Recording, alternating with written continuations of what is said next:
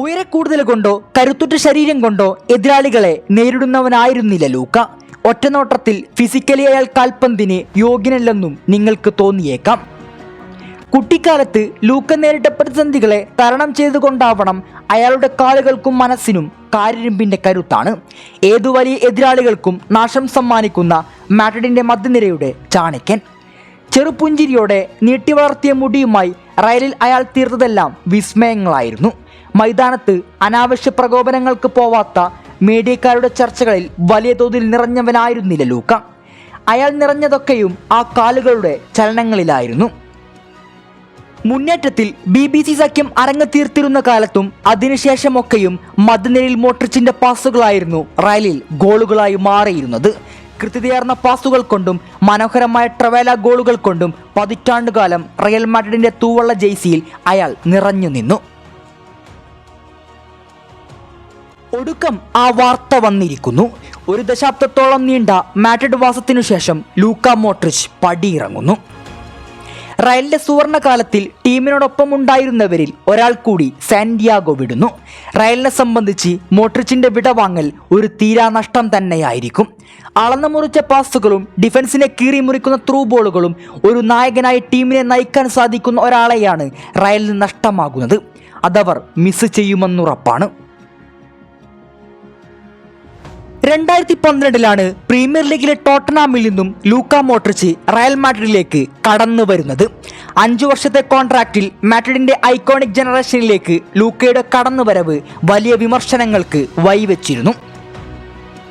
റയലിനെ പോലത്തെ വലിയ ക്ലബിന് ഇദ്ദേഹത്തെ ആവശ്യമില്ലെന്ന മട്ടിൽ വലിയ പരിഹാസങ്ങളായിരുന്നു മാഡ്രിഡ് അന്തരീക്ഷത്തിൽ പടർന്ന് പന്തലിച്ചത്.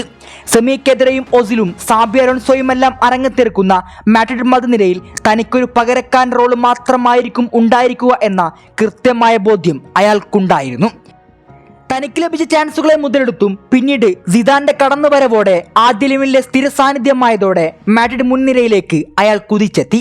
2014 ടോണി ക്രൂസിന്റെ വരവോടുകൂടി യൂറോപ്പിലെ ഏറ്റവും മികച്ച മിഡ്ഫീൽഡ് ട്രയോക്ക് രൂപം നൽകിയതും ഹാട്രിക് ചാമ്പ്യൻസ് ലീഗ് അടക്കം നേടി ചരിത്രം തീർക്കുമ്പോൾ മാഡ്രിഡ് മധ്യനിരയിലെ പ്രധാനിയായിരുന്നു മോഡ്രിച്ച്.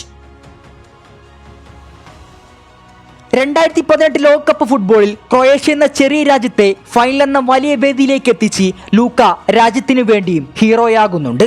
ആ വലിയ നേട്ടത്തിന് ക്രിസ്ത്യാനോയും മെസ്സിയും മാത്രം ആ സമയങ്ങളിൽ സ്വന്തമാക്കിയിരുന്ന ബാലൺ ഡിയോറും നേടി ചരിത്രം കുറിക്കുന്നുണ്ട്. അങ്ങനെ ഒരു അതിശയിപ്പിക്കുന്ന കരിയറാണ് മോഡ്രിച്ചിൻ്റേത്. 2012 മധ്യനിരയിൽ പ്രഗത്ഭർ അണിനിരക്കുന്ന റയലിലേക്ക് അയാൾ എത്തുമ്പോൾ പകരക്കാരൻ റോളായിരിക്കും തനിക്ക് ലഭിക്കാൻ പോവുക എന്ന ബോധ്യമുണ്ടായിട്ടും തൻ്റെ സമയത്തിന് വേണ്ടി അയാൾ കാത്തിരുന്നതാണ് ഒടുക്കം ഇതുവരെ മോഡ്രിച്ചിനെ കൊണ്ടെത്തിച്ചത്. ഒരു 27-കാരൻ്റെ കരിയറിലെ ഏറ്റവും മികച്ച തീരുമാനമെടുത്ത് ഒടുക്കം ഒരു ഐതിഹാസികമടക്കം.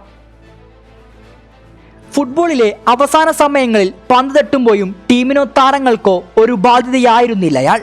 ലാലിഗയിൽ റയലിന്റെ യുവതാരങ്ങൾക്കൊപ്പമാണ് ഈ 39-കാരൻ പന്ത് തട്ടിയിരുന്നത്. പ്രായം ഇത്രയായിട്ടും റയലിനെ പോലത്തെ ലോകോത്തര ക്ലബിൽ മിഡ്ഫീൽഡ് പോലത്തെ വലിയ പൊസിഷൻ കളിക്കുക എന്നത് വലിയ ബുദ്ധിമുട്ടേറിയ ദൗത്യം തന്നെയാണ്. അതാണ് ലൂക്ക മോഡ്രിച്ച് വളരെ നിസ്സാരമായി ചെയ്യുന്നത്. സ്ഥാപിക്കുകയിൽ പുതിയൊരു മോഡ്രിച്ചിനെ കൊണ്ടുവരൽ സാധ്യമല്ല. അയാൾക്കൊത്ത പകരക്കാരനെ റയൽ കണ്ടെത്തേണ്ടതുണ്ട്.